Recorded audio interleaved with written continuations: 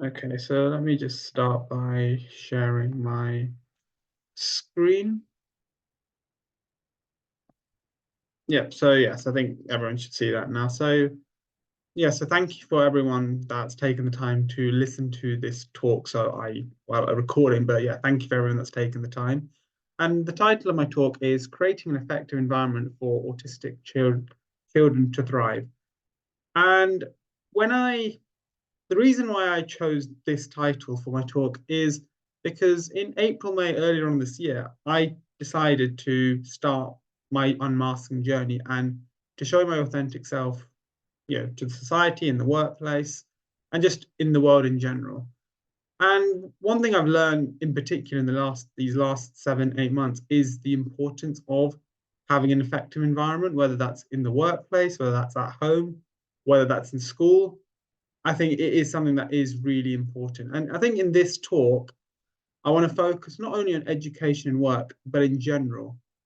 And this talk will be split into two parts. So the first part, I'll talk about my own experiences of education, work, what went well, what didn't go so well, and talk about it from the lens of being an autistic person.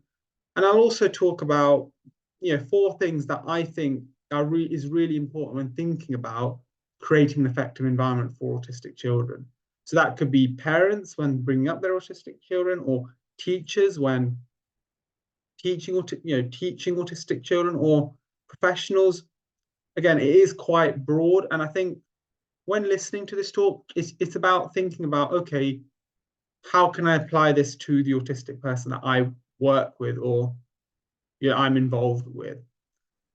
So just to give a bit of introduction to myself, so I graduated from the University of Warwick, so that's in the UK. So I've been born and brought up in the UK. I've had my education there, and I graduated from the University of Warwick in 2020, so about 3 years ago. And I currently work in London as a consultant. And in terms of my background with neurodiversity, I'm autistic myself, and I have been diagnosed since age 3. So again, quite an early age to be diagnosed.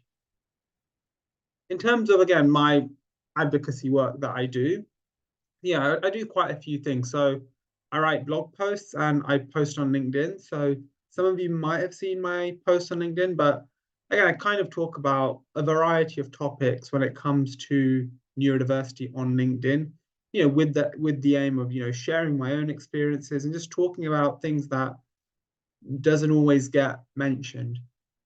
I also give talks such as this one. So I've given talks at a university. I've given a talk at the Autism Show in the UK in London, and I've given a talk in a conference. I've given a talk, in a variety of audiences. So again, it focuses on various topics of neurodiversity and aims to bring my own lived experiences, to the talks to kind of share my experiences and for others to, gain the awareness. And also, I also discuss neurodiversity topics in the workplace. So rather than like a formal role, I am quite involved in, talking with colleagues, talking with my team about neurodiversity and how the workplace can better support neurodivergent individuals. So let's move on to my own experiences. So again, I'll be focusing on education and work, but also talk about some other things, and again, focus on my experiences of being on the autistic spectrum. So if you start with some of the more positive aspects, I'd say, again, having an early diagnosis. So again, as I said in the previous slide, at age 3, again, really helped in terms of putting that. I got the support very early on. So from nursery. So I got the support very early on in school, which kind of carried on until university. And I know that's something I am quite grateful for compared to, I know a lot of other people who have been diagnosed quite late on, and they didn't get the support that they needed in early on in school or even at university. So having an early diagnosis really helped. Also, as I said, the second point kind of links to the first one.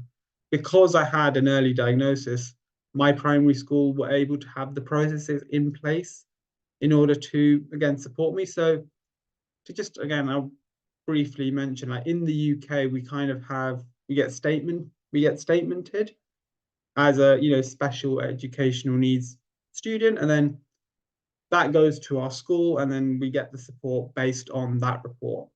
So that kind of talks about our needs, kind of what would help us, and the school kind of, we work with the school for that.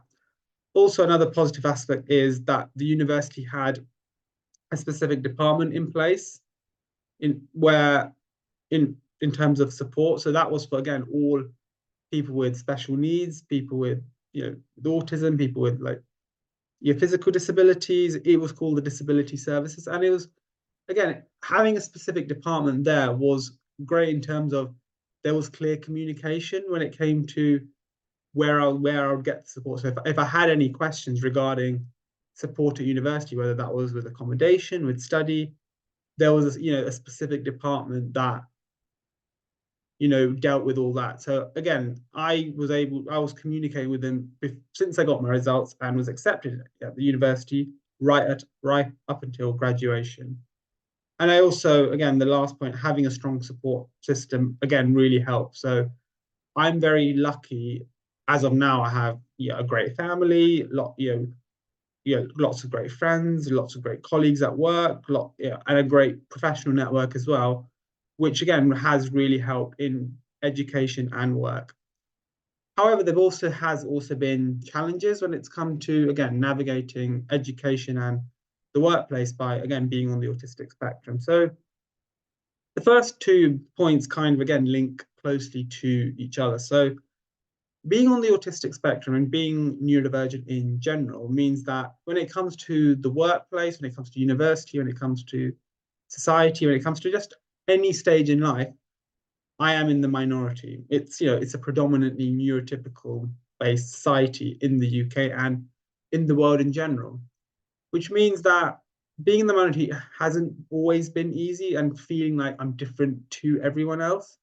And also, I do feel that when, again, in the workplace, in society, there is still a lack of knowledge of neurodiversity within society. And I think there is a long way to go before we are truly inclusive of people who are neurodivergent as a whole.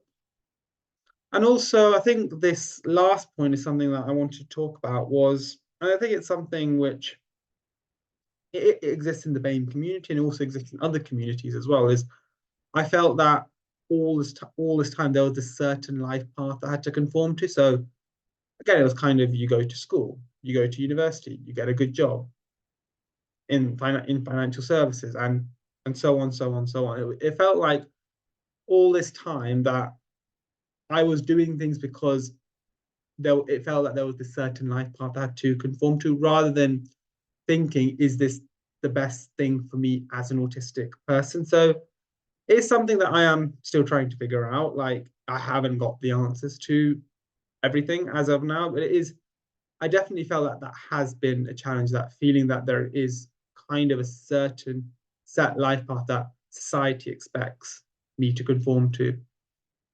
So now let's talk about, again, I've talked about my own experiences very briefly of things that have gone well, things have not gone so well.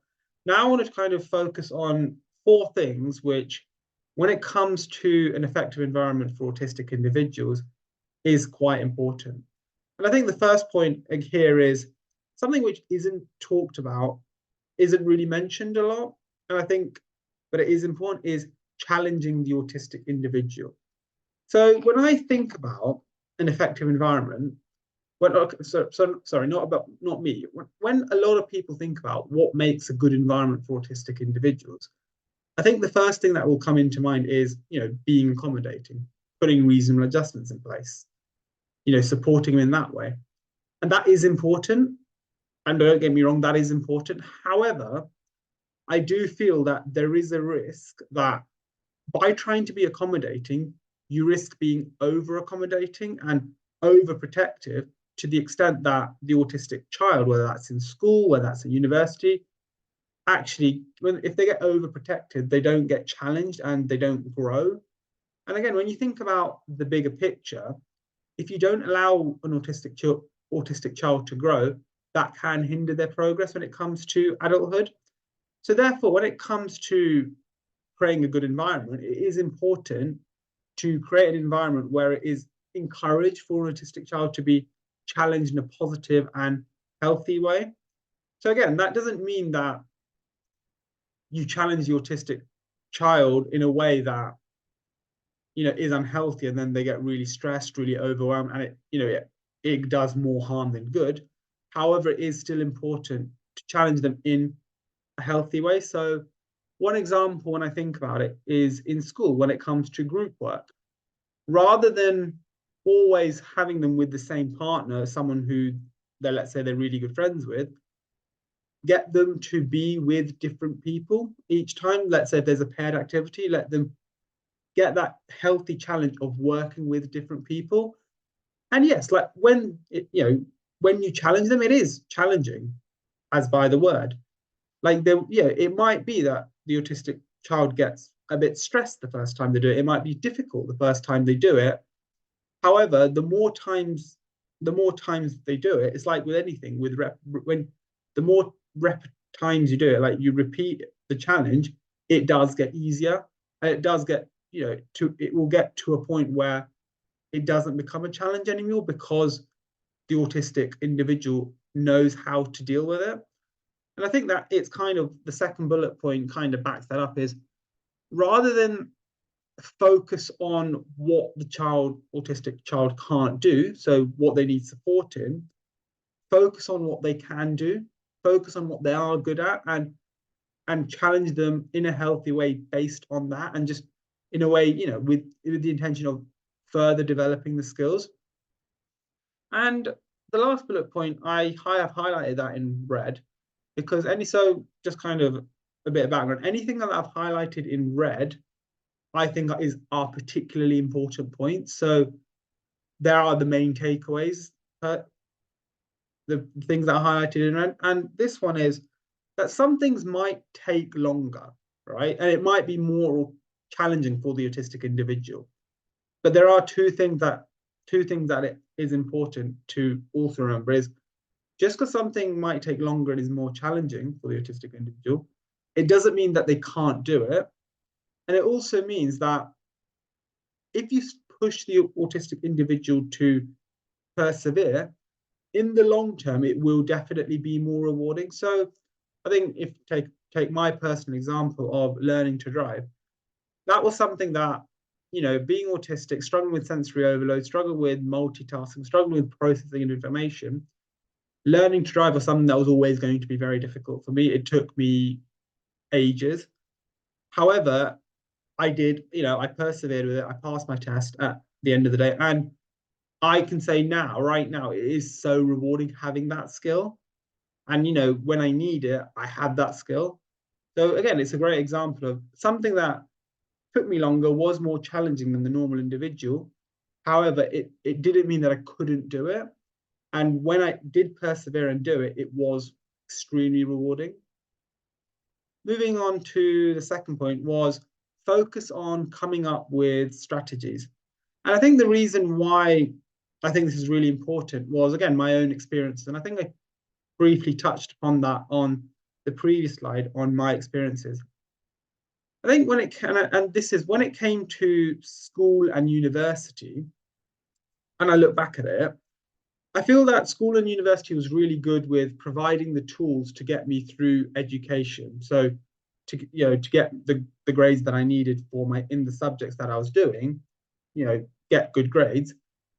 However, one thing that I felt that school and university didn't do so well was it didn't really help me come up with strategies to deal with that next stage of life. So let's say, for example, school, it didn't really provide me with the strategies to get, to navigate university. When I was at university, I didn't really feel I had the strategies when it came to the working world. So therefore, like right now, I'm in the working world. I feel that I've had to figure out a lot of things by myself. And I felt that if there was the focus in school or university in coming up with the strategies, I don't think I would have had to figure out things by myself. And I think a good example is, thinking about friendships, how to make friends, how to build friendships, how to maintain friendships. That was something that was never really focused on when I was at school or at university. And I've had to figure a lot of that out again by myself. And I think coming to the second bullet point, which again I've highlighted in red, which again is really important, is ultimately when it comes to the wider world, when it comes to adulthood, when it comes to the working world, ultimately the autistic individual needs strategies and tools to navigate that, right?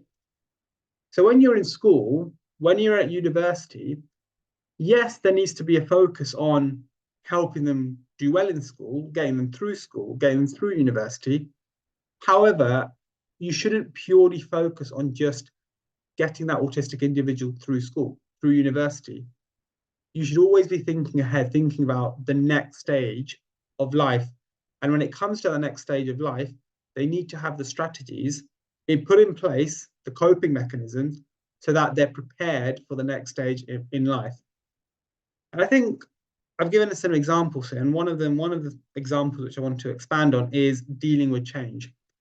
And again, it's easy to try and when an autistic individual is at school or at university, is to find ways to reduce the impact of change or reduce the amount of change, kind of in a way protect them from change, because again, that autistic individual might really struggle with.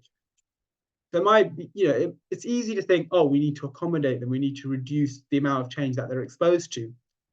However, when it comes to the working world, when it comes to adulthood, there is change all the time, whether that is last minute, whether that is change in advance, whether that's unexpected change, whether the change was expected. Dealing with change is a big part of adulthood. And I can say definitely from my experiences that, nearly every day I have to navigate some change of some sort, whether that's at work, whether that's at home. Dealing with change is something that I've had to do regularly. And so therefore, I'm lucky that I feel I have the strategies in place to deal with change when it arises.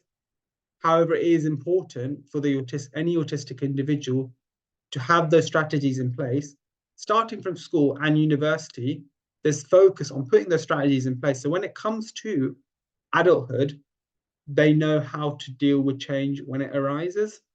So again, in summary, it's really important to focus on coming up with healthy strategies and coping mechanisms to help them with that transition to adulthood, essentially. The third point, again, it's another point which I feel isn't mentioned a lot, again, but I think it's important, is providing flexibility and autonomy. And I think it's important to think about these as two separate things. Like flexibility and autonomy are two different things. They are similar, but they're not exactly the same. So I'll first focus on flexibility. And I think when I think about how the environment can be flexible for an autistic individual, it is, I think this the second point I mentioned is enabling the autistic individual to do things in a different way. Because again, with any neurodivergent individual, whether that's an autistic individual, whether that's an individual with ADHD, the way that their brains are wired, it is wired differently to the normal individual. So therefore, trying to expect them to do things the same way as everyone else doesn't work. It doesn't allow the neurodivergent individual to fulfill their potential. So therefore, when it comes to providing a good environment for them, the environment has to have the flexibility to enable that autistic individual to do things in a different way. So for example, in school, an autistic individual might learn things in a different way, might process information in a different way.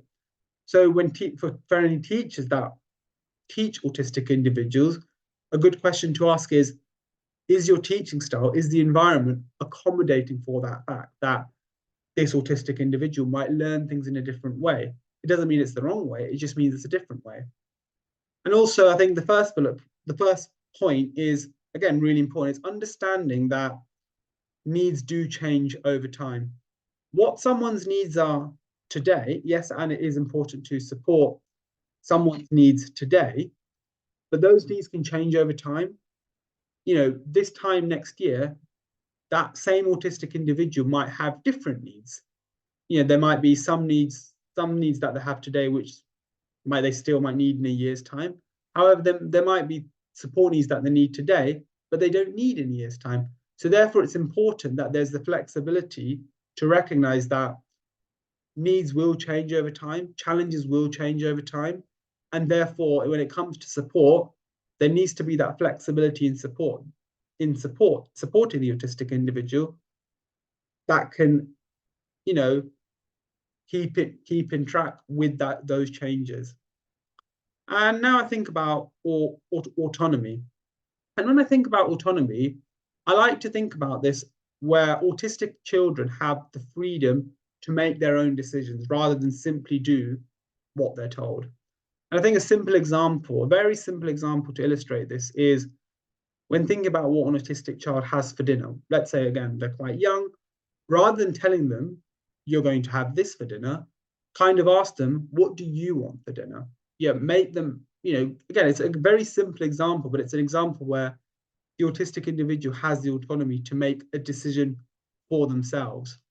Because why I think this is important is it is quite easy to overprotect, as I said before, to overprotect an autistic individual and keep them in this bubble, keep them in this safe space where you kind of make all the decisions for them. They just do what you're told. However, when it comes to that, they're not really encouraged to think for themselves. They're only doing what you're telling them to do, rather than actually thinking about, okay, let me make a decision here on what works for me and let me follow through with my decision.